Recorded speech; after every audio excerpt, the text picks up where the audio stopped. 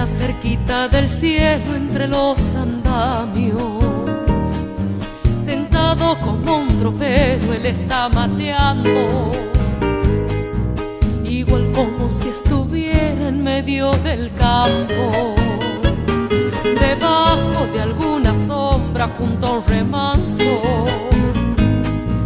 Hablando pocas palabras lo he visto a Vargas quedarse así de cuclillas mirando lejos, cercado entre el hormigón, el cielo del albañil, manchado de arena y cal, se termina allí.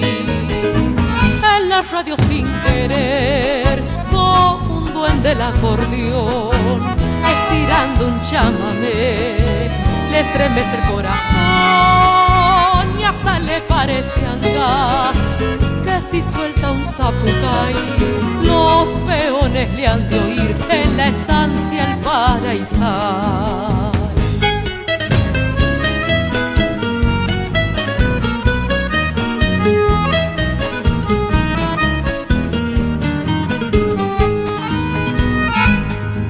Al verlo así me parece que anda tropeando con su compadre Lalán como hace tanto.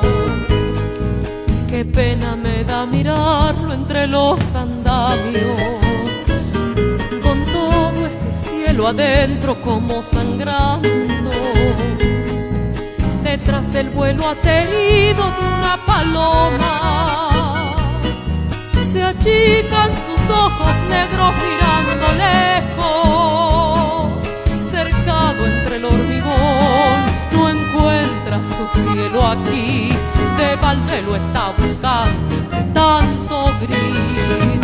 Algún día volverá, le gustaba ser peor,